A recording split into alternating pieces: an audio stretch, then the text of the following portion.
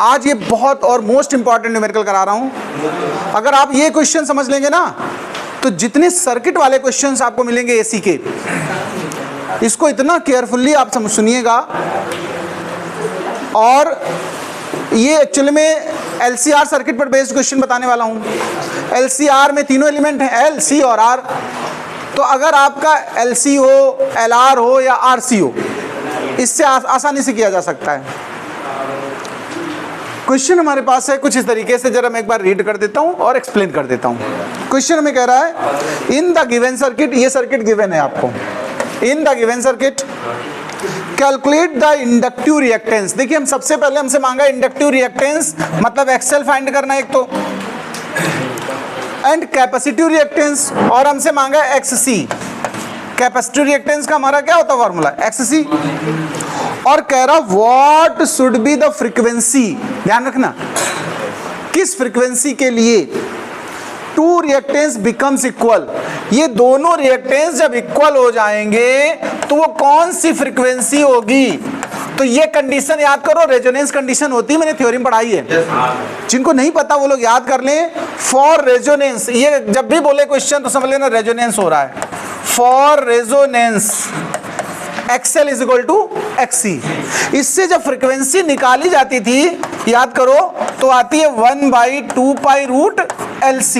ये direct formula use करूंगा मैं, बट हो सकता है आपके मन में वही आया कहां से, तो एक लाइन थोड़ी बढ़ा करके बता देते हैं। देखो रेजोनेंस की कंडीशन ही है XL is equal to XC, okay. और XL का फॉर्मूला क्या होता है, ओमेगा L। XC का क्या होता है 1/ωc।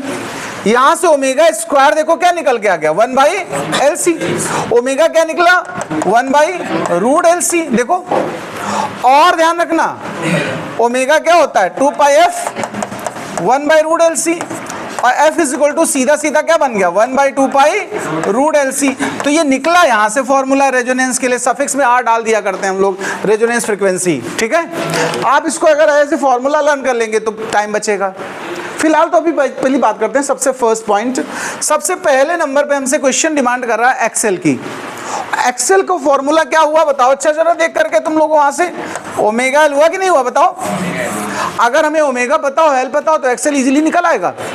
ओमेगा की वैल्यू कंपेयर करते हैं, देखो कंपेयर करने के लिए कॉन्सेप्ट सिखाया था आपको, याद है V is equal to V0 sine omega T.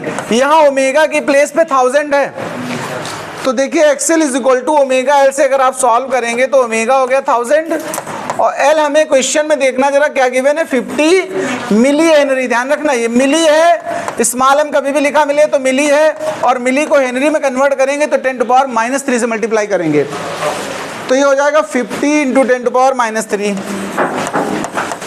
अब इस तरीके से जब आप सॉल्व करोगे देखो ये -3 पावर है और ये प्लस की 3 है, देखो आपस में कैंसिल हो जाएंगी, तो एक्सेल हो जाएगा 50, सीधा सीधा क्या हो जाएगा भैया 50।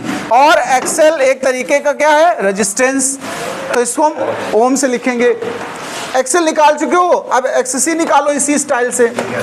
एक्ससी का फॉर्मूला क्या होता है 1/ωc, और ओमेगा हम लोगों ने अभी जस्ट निकाला देखो 1000, और सी की वैल्यू हम देख लेते हैं सर्किट में हमें क्या गिवन है, देखो 0.2 माइक्रोफैरेड। देखो माइक्रो है, इस पे नजर रखिएगा, 0.2 माइक्रो, माइक्रो मतलब 10⁻⁶। इस पावर को ऊपर ले जाओ, डेसिमल हटा लो पहले तो देखो जरा ध्यान देना, 10 तो ये पहले से था, 6 पावर ये ऊपर आ गई, तो टोटल कितनी पावर हो गई 7, और नीचे हमारा 2 और 1000 है कि नहीं बताओ, तो 3 पावर इसकी इजिली कैंसिल हो गई, तो ऊपर क्या बन के आया देखो जरा 10⁴ बचेगा, और बाई 2 बोलो, यानी 40/2 आप ऐसे लिख सकते हो, आप ऐसे भी लिख सकते हो, देखो बाई 2 करके ऐसे निकाल सकते हो, 2 5 जा 10, देखो सीधे 5000 आ जाएगा, 5000 ओम, या 10 टू पावर में ले लो जैसा आपको अच्छा लगे।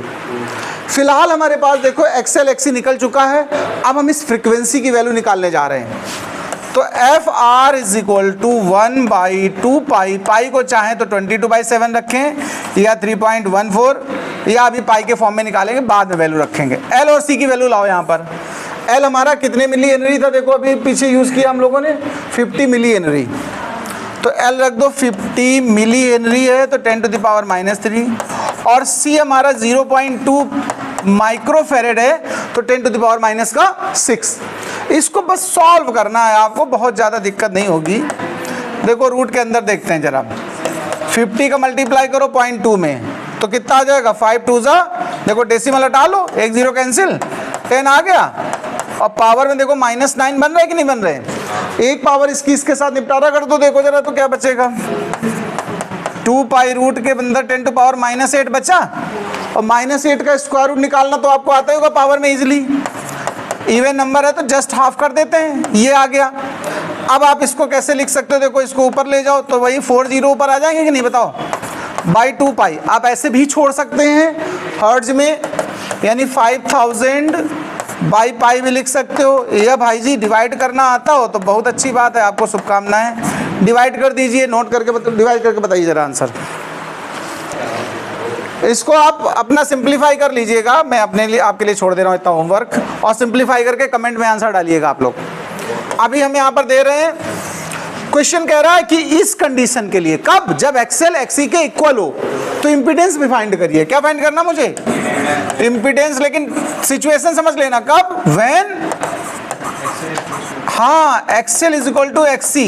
वैसे इंपीडेंस का फॉर्मूला एलसीआर सर्किट में पता क्या होता है, root of XL minus XC square plus R square. इसको ध्यान रखना, अगर हमारा एलसीआर सर्किट हो उसमें इंपीडेंस क्या बनता है, root of XL minus XC का whole square plus R square.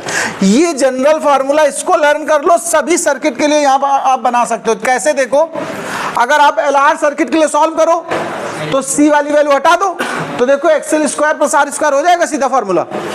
अगर एक्सी के लिए सॉल्व करना है तो एक्सएल हटा दो, तो क्या बन गया, देखो XC square plus R square. LCR है तब तो पूरा रखेंगे। फिलहाल यहाँ पर हमने क्वेश्चन में जो कंडीशन गिवन थी कि जब दोनों ही रिएक्टेंस इक्वल हो जाएं, इसका मतलब XL is equal to XC, तो ऐसी सिचुएशन में ये वाली वैल्यू बताओ कितनी हो जाएगी, 0। तो सीधा जेड किसके इक्वल आ गया, आर के आ गया। और आर हमें इस क्वेश्चन में कितना गिवन था, देखो पीछे, resistance of the circuit 100 ohm, R कितना गिवन है, तो यहाँ इंपीडेंस भी कितना हो जाएगा, 100। ऐसी कंडीशन में जो भी आर की वैल्यू है वही इंपीडेंस हो जाता है। आप लोगों को बढ़िया लगा तो नोट करिए और ऐसे क्वेश्चन करते रहिए।